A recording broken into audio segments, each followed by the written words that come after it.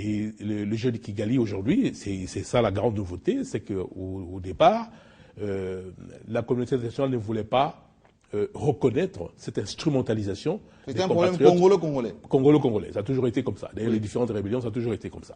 Alors, mais maintenant, je crois que la communauté internationale a compris que, bien entendu, il ne s'agit pas d'un problème congolo-congolais, mais qu'au contraire, ce qui se passe en République démocratique du Congo a pour origine une ingérence extérieure qui est totalement intolérable. D'où l'échec des opérations Lumbala et les autres qui n'ont pas pu connaître le succès comme avec en 1998 avec le RCD. Exactement. Donc, je crois que dans un premier temps, chez nous, ce que fait le gouvernement maintenant, je crois qu'il y a quand on regarde la situation à l'Est, je crois qu'il y a un calme qui règne actuellement à l'Est de la République démocratique du Congo, c'est une bonne chose, déjà sur le plan national.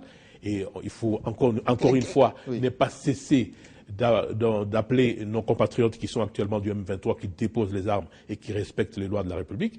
Et en même temps, parce que c'est cette cohésion nationale qui nous permettra d'affronter les ingérences extérieures, non seulement dans la région, mais aussi face à la communauté internationale. Mais est-ce qu'il faut négocier avec eux, M23 Écoutez, les entendre, oui.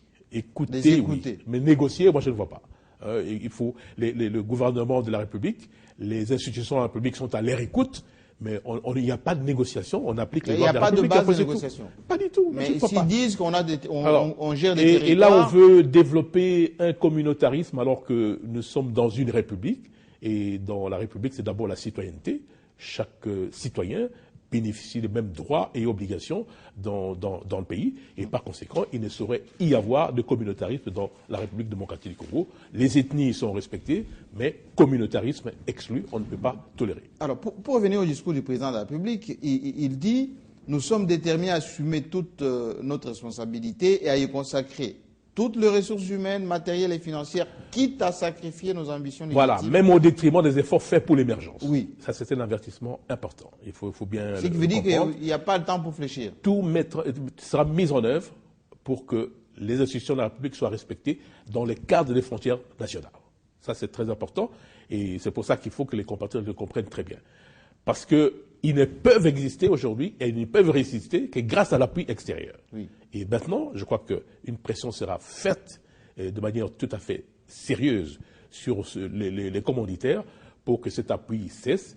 Et comme ils ne peuvent pas exister sans appui extérieur, leur avenir est aujourd'hui compromis. Donc vous voulez conseiller plutôt de se rapprocher des institutions de la République. Des institutions de la République. Ça, c'est vraiment fondamental. De se laisser manipuler par l'extérieur. Parce que sinon, ce sera trop tard. Et je vois mal Kigali aujourd'hui continuer à instrumentaliser les compatriotes comme il le faisait avant.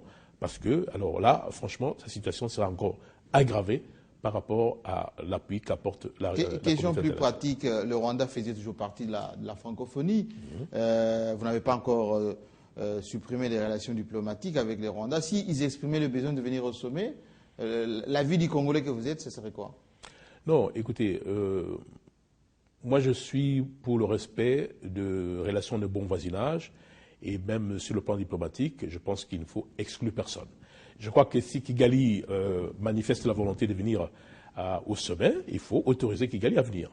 Quelle que soit la situation qui se passe. Comme les relations diplomatiques ne sont pas rompues, je pense qu'il est normal qu'on accepte que Kigali participe au sommet. Pour l'instant, quel que soit, c'est une personne qui est très attachés à la souveraineté de la République qui vous parle. Et c'est l'ancien ministre des Affaires étrangères et des droits humains qui parle. C'est très important de maintenir des relations de bon... Vous savez, c'est Napoléon qui disait que la politique extérieure d'un pays, c'est sa géographie. Oui.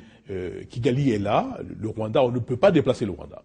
On sera obligé de toutes les manières à collaborer avec Kigali, quelle qu'en soit la situation. Et c'est la politique qu'il faut changer. C'est la politique qu'il faut changer, et il faut que le Kigali revienne à de bons sentiments. Mais est-ce que la majorité Hutu a de la place au Rwanda?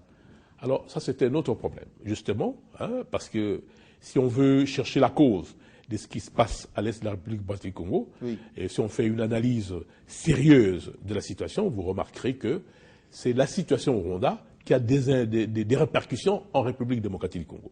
C'est tout à fait la question, et la question démocratique est la question fondamentale qui est la cause de tous les malheurs que nous subissons actuellement à République Rwanda. Tant qu'il n'y a pas un régime démocratique qui est reconnu par tout le peuple rwandais, je pense que nous risquons de reconnaître ce qu'on vit actuellement à l'Est. En lisant le livre de Pierre Péan, il dit le problème dans la région des Grands Lacs, c'est la dictature au Rwanda. Il faut que Paul Kagame démocratise pour que tout s'arrête.